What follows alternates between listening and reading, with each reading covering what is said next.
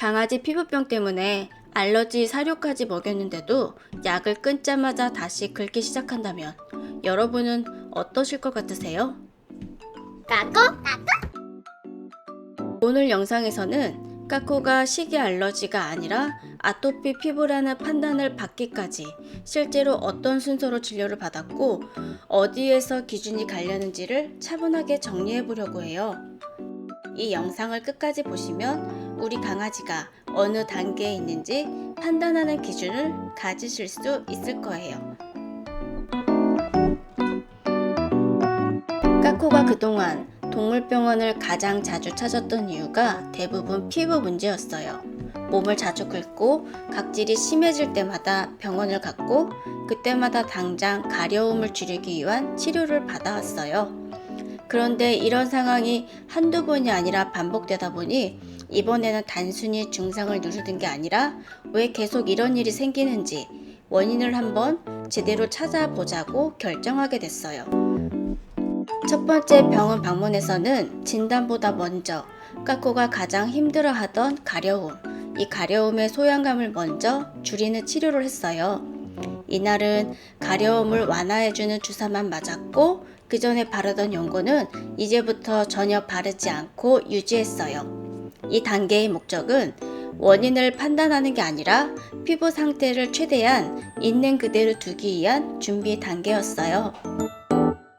그리고 며칠 뒤 연고를 바르지 않은 상태를 유지한 채 두 번째 병원 방문을 했어요. 이때는 피부 문제가 아니라 세균이나 말라세지아 같은 감염 때문인지 확인하기 위해 검사를 진행했어요. 검사 결과 균이 아예 없지는 않았지만 피부 상태를 설명할 만큼의 주된 원인은 아니라고 말씀해 주셨어요.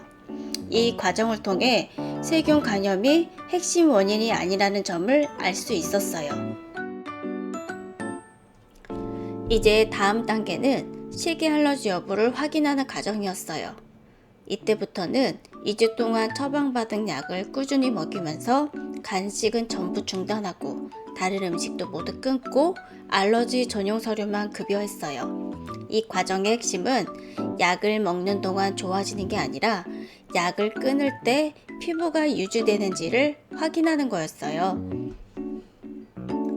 그리고 2주가 지나 약을 중단하고 피부 상태를 지켜봤어요. 그런데 약을 끊자 다시 가려움이 나타났고 며칠 지나지 않아 각질도 다시 생기기 시작했어요. 이 반응을 통해 식이 알러지만으로는 설명이 되지 않는다는 판단이 나왔어요. 이전 단계들을 모두 정리한 후 수의사 선생님께서는 까코의 피부 상태를 아토피 피부 질환으로 보는 게 맞다고 설명해 주셨어요. 아토피는 완치보다는 증상을 완화하면서 장기적으로 관리해 나가는 질환이라고 하더라고요. 주사 치료와 함께 상태에 따라 관리 간격을 조절해 나가는 방향으로 치료를 진행한다고 설명해 주셨습니다. 이 과정을 겪으면서 보호자로서 가장 크게 느낀 건 이거였어요. 약을 먹어서 좋아졌다는 건 원인이 해결됐다는 뜻이 아니라는 것. 그리고 피부 진단은 한 번의 검사로 바로 나오는 게 아니라 하나씩 가능성을 지어가며 판단하는 과정이라는 점이었어요.